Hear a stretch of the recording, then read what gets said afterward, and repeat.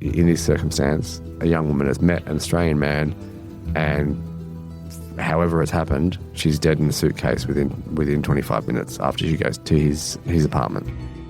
The real issue for Simon is he's going to potentially face the death penalty as a result of this case.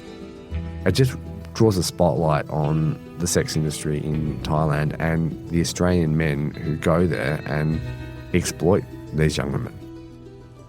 Welcome to Life and Crimes. Andrew Rule is currently on assignment, so it falls to me, the producer of the show, Jonty Burton, to break into our regularly scheduled program to talk to Stephen Drill, senior investigative reporter here at the Herald Sun and for News Corp in general. But quite recently, Stephen was our man in Thailand for the fairly disturbing case of the body in the suitcase, the story of Tachanok Don Homa. I think I said that right, did I not? Almost Tachanok Dan Homla. She was also known as Cake to her family. In the Thai media, that was how she was mainly referred. We might call her Cake from here on in. Yeah. And Simon Carman, the other member of this fairly awful tale. Can you just sort of outline the case for us? What happened, when and how? So in a nutshell, Simon Carman, he's a 45-year-old man from Ballarat. He was out in Jonty Beach, which is about 15 minutes drive from Pattaya. He was living there, had been for quite a while. Went bar crawling, got refused sex from one woman at a bar at about 2 a.m. on 7 Street in Jonty Beach. Goes down to the beachfront, and we're thinking, I don't know, it's not quite like Bali. Think of maybe Bali or then Canggu as far as where this place is. It's the quiet, out-of-the-way spot. He's met a 17-year-old girl, Tachanok Dan Homla, Cake, and she's agreed to go back to his apartment. She's only been in Pattaya for about 9 days before she's met him. Now, Pattaya is a sort of it's a resorty type of town. Is that giving it too much? That's kind of you to say. Yeah. I would say it is, if your husband's saying he's going to Pattaya or your boyfriend's saying he's going to Pattaya and he's going by himself, yeah, I'd be sort of questioning him on the way back, because the only reason I would suggest that people would be going there is for sex tourism. So, and I was about to say, we have seen some of your reports, seen some of the video from Pattaya, and it's pretty full on. There is, 100 or so women who are not wearing... 1,000. 1,000? So literally, I said hundreds because I was being conservative, but if you went down this one street called Street 6 or Soy 6 in Pattaya, there is literally 100 bars, and there'd be probably 1,000 girls who are there, some in G-strings, some in bikinis, some look terrifyingly young, and they are there, and it's sex is being sold in those bars. And there's this sort of thing in Thailand where prostitution is illegal or running a brothel is illegal. So the idea is you come in for drinks, and then if there's an agreement between the young woman and the person, then sex can be sold for about $130 Australian, roughly. Whereas if you were buying it in Australia, looking up at just a brothel website in Queensland, it can be anywhere between $400 and $1,000. It's cut price sex. And what I find hard to deal with is these blokes that are going there because they're going to be tight. You know, that's what they're doing. They're trying to get a discount, and it's just a bit grim. And it's not a new thing. Is it really? No, Pattaya itself became quite popular in the 1960s, particularly with Vietnam War soldiers who were on R&R. So they were in Vietnam, they'd get some leave, and they'd go to Pattaya, and then that sort of brought the sex industry there. But it's supercharged. And as I said, if you're going there, there's not many other reasons to go there. There's a few golf courses, but I mean, there's golf courses everywhere. And we'll get back to more about Pattaya later, but when we sort of left the story, they were going up to a room. I think there was CCTV that caught them holding hands. So there's lots of CCTV in Thailand, and that's became crucial in the case, and that is why we know so much about what happened to Tachanok and Simon Carman. They meet at the beach around about 3 a.m. There's footage of them taken by a friend who was quite concerned about her. So it's footage we managed to obtain when we were there of her walking along the beach under the palm trees, and she's literally walking to her death. She goes back to his room. Now, it's 3 towers in this complex. It was probably built in maybe the 90s, but it is just it's a bare paddocks around it. There's nothing there but these 3 quite tall towers. They're about 20 stories high, each of them, and they've gone into the room. She's texted her friend who was with her on the beach and saying, gee, the room's a bit messy. Now, Thai media reported that there was a dispute about the price for sexual services. They'd agreed for 1,000 baht when they were on the beach, and it went down to 500. Now, and what's that in Australian? It's $20. $20. So, like, there's someone retiring from work. We might go down for a pint after we finish this up, and we'll probably pay $18 for a pint because we're here in Melbourne in the city. To think that this young woman was potentially killed in a dispute over $20 is, I don't know if you can make it worse than what's happened to her, but it feels like that does. It's not even a round of drinks, and Simon was living there. He'd been there for 8 months, and I don't know if he was working. He was there on an education visa, so maybe he had some savings. He didn't sound like he had lots of money in Australia. He wasn't like a fly-in, fly-out worker in the mines. So he's living on the bare bones, and he's living in a hovel. And you've brought this 17-year-old girl who's from a village 8 hours drive away, and this might even have been her first experience of providing sexual services. And this is the grubby, filthy, disgusting conditions that she's found when she's gone into his apartment. And in your reporting, I believe you said that a lot of these women, girls, are there supporting their families back home 8 hours away, or potentially children, by providing these services. Well, this is the thing. It is just, for a lot of people, it's just a job. And like, it has been a job for a long time. World's oldest profession. Yeah. And well, it's the world's oldest profession, but I would also argue it's the world's oldest customers as well. Like, men have been asking for this and putting vulnerable women in these situations where, for them, it's in some cases it's a choice where they're choosing between having food for their family or not. And one woman I spoke to, she had a 3-year-old daughter and was supporting 7 people. So this is the situation that Tanchanox walked into. And what we know about that hotel room, now we had quite a few chats with the police in Pattaya, and they were, any suggestion or any thought that they weren't super professional is incorrect. These guys were red hot, and they did a great job. She's arrived at the apartment block at 3:34, according to CCTV. We know she's died at 4 a.m. So there's 26 minutes there, which are unaccounted for. We know that she's been strangled, and we know that he claims that she pulled a knife on him. Now, I sat down with Colonel Anek, who was the Pattaya police chief, and I asked him via a translator, how much did she weigh? She was 40 kilos. 40. 40. And that was my clarification, because we're speaking via a translator. That may have been misunderstood. And he said, 40 kilos. She was 150 centimetres tall. Now, that most primary school age kids in Australia would be about that level. So Simon Carmen is at least 100 kilos. He's 6'3".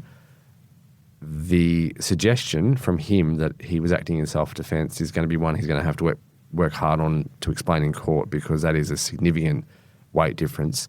And on his arms at the airport, there were scratches on his arms. So the question that the jury will have to consider is, was she facing him while he strangled her? And that's going to be a life part of that case, I would argue. So one of the more compelling and horrific parts of this case is obviously the suitcase. And there was a suitcase found by, I think, a railway siding, was it not?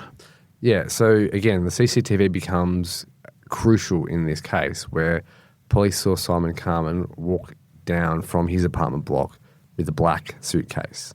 And when you look at the video, I've watched it quite a few times, you can see it's quite heavy. When you move a suitcase and it lilts in your arm because of the weight. Maybe a bit of bendiness in the handle. In the handle, yeah. It looks like he's sort of struggling with it, just a little bit, And he puts that suitcase onto the back of a motorbike that he rented from a bar downstairs at his apartment block, and he takes that about 10 kilometres away and dumps it near railway tracks. Now, police had coverage for all but 2 kilometres of that with CCTV. It's just everywhere in Thailand, and it's quite accessible. So they went and tried to find him. Now, there's a real issue with time here because Tanjanok Danhomla's friends report her missing at 11:30 a.m. on the Friday. She'd met Simon at about 3 a.m. on the Wednesday night, Thursday morning. So she hasn't come home again on Thursday night, and they're quite worried about her. She's not answering her phone. They go to his house. They go to Simon's house. They confront him. There's some photographs that we saw inside the house. He says, look, I don't know where she is. She left here. The reality is she was actually sitting in a suitcase in the bathroom of that apartment, dead, and had been for, well, almost 24 hours when he's denying that to her friends. That is chilling. I'm very conscious of everyone being innocent until proven guilty, but there's not many kind things you could say about those actions. If that's true, and even if it is self-defense, it's a callous, cruel thing to do to leave someone's body in a suitcase when their friends are actually asking for information about them. And we should say that Simon is within the Thai judicial system. He is sitting in Pattaya prison right now. He hasn't been charged he's been charged, but he hasn't had a finalisation of the police investigation. That could take 84 days is what they're allowed to do. It's probably going to be 2 months before he goes to a court, and it is up to a court in Thailand to decide what's actually happened here. Now, Simon was arrested. He was arrested at the airport, At the airport. There's a bit of confusion about the reporting on this. Some said it was about 1 a.m. It was actually at 8:30 p.m. that night. So the police get their report at 11:30 a.m. saying Tanjanok Cake has gone missing. They get the CCTV. They act on it straight away. They're not going for coffees and thinking twice about it. They've jumped straight on it. They notice that he left the apartment about 2ish, and they've got some footage of him there. And then they track his phone. They can see he's going to the airport. They call immigration and say, stop him from getting through the security gates. Because once you're in past security, you do your passport, you get your ticket, and he's in. You're in international waters. International waters, you're out. Yep. You can't be stopped. And look, maybe he gets extradited, but that makes the whole process quite complicated. So we're talking 10 minutes. Now, I don't know about you, but if I got a tip on something, on a story, and I managed to turn it around in 8.5 hours, I'd be pretty happy. To turn around a murder investigation in 9 hours is nothing short of spectacular. I think most journos would still be at the coffee machine after 10 minutes, would they not? Possibly, yeah. They've really done a great job under difficult and horrendous circumstances. And what it shows is the respect, for life that there is in Thailand, and that there's also, this is not something that's been said to me, but what I feel is that there's a little bit of a disturbance at the way some women are treated or treated by Western men in Thailand. It's sort of everyone's happy to have tourism there, but it's got to be done with respect. And in this circumstance, a young woman has met an Australian man, and however it's happened, she's dead in a suitcase within 25 minutes after she goes to his apartment. It is interesting, that sort of idea, because you see it in Thai media here and there, the sort of the looking at foreigners, Australians or whoever it might be, Italians, English, and saying, we don't necessarily trust you here. Well, you're coming here and you need to treat people with respect. And people, when they're on holidays, sometimes can, probably feel like they're away from home and not under the prying eyes of their family or friends, or can let a little bit loose. But this is, this is the reality of this whole industry. Is there's young women who do get killed. This is not the first case. That's probably the first one that we've heard about because of Australians been involved. But there were 2 other women who were killed and dumped in suitcases in Thailand within the last 18 months. You mentioned that Simon had been a recent sort of visitor or recent entrant into Thailand. Yeah. His backstory, I believe he's a former truckie. Truckie in Western Australia. He's born in Ballarat. The family moves to WA, and he was working sort of in a place sort of quite a few hours drive from Perth, really small town. From what neighbours and friends had said, wasn't very well liked, had guns taken off him. He didn't seem like he was one of life's great achievers. Right, and he apparently had some potentially medical conditions. Yeah, if you look at the photos, John, there's quite a big scar on the back of his head, and he complained that he had a brain tumour, according to his neighbours. I'm not sure if that's the case. That's what he might have said. We don't know exactly what had happened. He was, I'm told, on quite a fair bit of prescription medication. Now, harder to get in Australia, quite regulated, pretty easy to get in Thailand. So I don't think he was drunk. I think from what people had said to me, he wasn't a massive drinker, and I think he was also quite stingy. So I don't think he would have been paying for the beers very often. Even at the bar he was at before he met Cake, he'd only had one drink, and if you're in the bars in Thailand, the bartenders, or who are also sex workers, in some cases, they're getting paid tips for drinks. So they're trying to get you drunk, like they're trying to get you to have a good time. And just having one drink seems like it would be a difficult thing to do, to have one drink. So there's a chance that his prescription medication may have been part of his strange behaviour in the lead up to meeting Cake. So this is something that will come out over time. Police were also wondering, was there any drugs in Cake's system? And they haven't got the autopsy results as yet.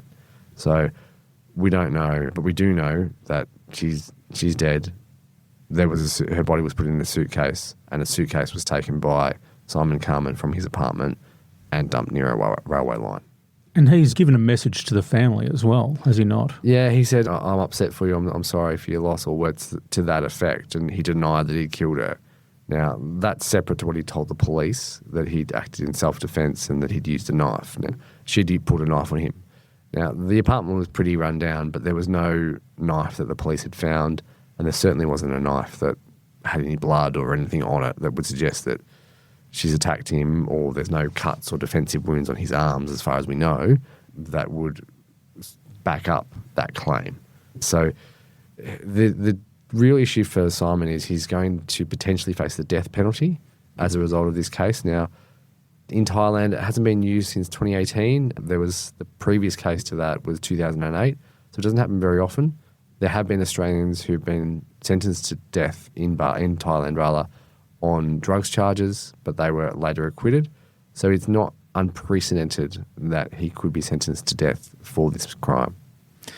One of the things that sort of struck me was the photos, particularly the photos of him and the arresting police. And we've seen it quite similarly with cases like Andrew Chan and Ryan Sukerman, the Bali 9 ringleaders, where you would see photos with them and the police in the case of the Bali 9 killers on the way to the island to be executed. It's a different area, isn't it, when you go to Thailand in terms of our access to places. We're quite used to, as journalists in Victoria, to be kept very much at arm's length by the authorities when they're going about their business. There seems to be a lot more access to, for instance, his apartment, Simon's apartment. I think it's partly Thailand, but it's also partly just there's so much more footage around of people now. I mean, even we had the story this week of some sort of dirtbag who was being chased away by dogs when he was allegedly threatening women on the streets. And the photos of his apartment were taken by his friends. The video of them walking along the beach were taken by their friends, and they've been able to share that footage now. And I think that's something that we are getting a lot better at is having evidence which is speeding up police investigations. I mean, the other issue for this is there was also, I've seen the picture of Kate's body in that suitcase. It's a hard thing to see, and she's just so fragile. There's no, her body just fit into that suitcase with just her legs curled up. There was nothing else was done to her, but she was just so small. And to see such a fragile young woman killed in such a horrific way and then treated so cruelly after she's died, it just draws a spotlight on the sex industry in Thailand and the Australian men who go there and exploit these young women. So what happens from here? We have this Australian in custody. As you mentioned, the death penalty is a thing in Thailand. There is an investigation. As you said, there is some form of charge, but there seems to be a process yet to come and then potentially a court process. Where do we sit from here? So we're going to have at least 2 months before he gets to a court hearing. Sometimes in Thailand or in other countries, you see people reenact their crimes and go back to the scene and say, this is where it happened and that's what I did. He's denied that he's guilty of this crime, so that won't happen. It'll go through the court process. I would expect that there's at least a year or so in that process. And then whatever sentence he's given, if he is found guilty, the death penalty would be a decade away, because it's not like it happens. You get sentenced on Monday and you're gone on Tuesday.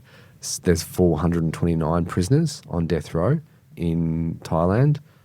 But even if he doesn't get that final sentence, his time in the Bangkok Hilton, which is the Bang Kwang Central Prison, it is not going to be easy. There's 24 people in a cell. You sleep on mats. There's one toilet.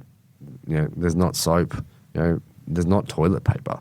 We were there at the Pattaya prison, which is actually a little bit kinder or better conditions. It has a volleyball court, and there was dozens of people waiting there, and they were there to bring food and gifts to their family members, because the food supplied in the jails just isn't quite enough to keep you going. Right, just not enough caloric intake to actually... Yeah, he's going to find it really, really tough. From what we've understood, he doesn't have an independent lawyer. I don't think he's got means in Australia, and we haven't heard from his family as yet about whether they're supporting him or if they're in a position to support him. So he's right now got the Thai equivalent of a legal aid lawyer, and he's going to have to explain just how this young woman who weighs 40 kilos was killed, as he says, in self-defense, when he's a 100-kilo man and he's got defensive wounds on his arms, which presumably are from her. So that's him in the justice system. Do you think anything changes in Pattaya? No, I don't.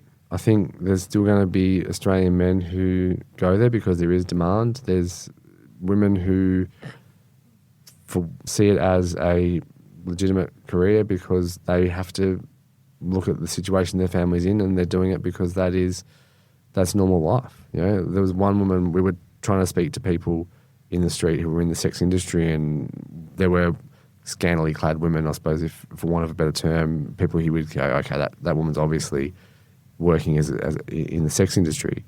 And then we had a chat to one of the bar girls at a place who was relatively conservatively dressed, and then she was talking about her 3-year-old son, and then also discussed this is sort of the price list of the sexual services that are on offer. And to me, she didn't even look like she was in that trade in comparison with the other people in the street. So there's something like 20,000 to 30,000 sex workers in Pattaya alone.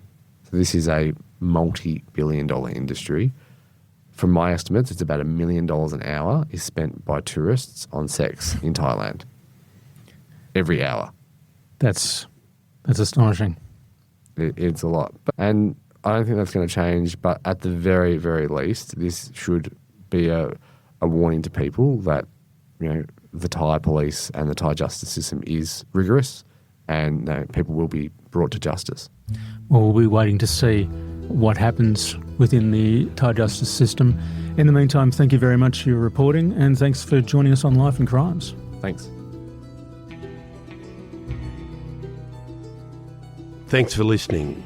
Life and Crimes is a Sunday Herald Sun production for True Crime Australia. Our producer is Jonty Burton. For my columns, features and more, go to heraldsun.com.au/Andrew Rule, one word. For advertising inquiries, go to newspodcastssold@news.com.au. That is all one word, newspodcastssold. And if you want further information about this episode, links are in the description.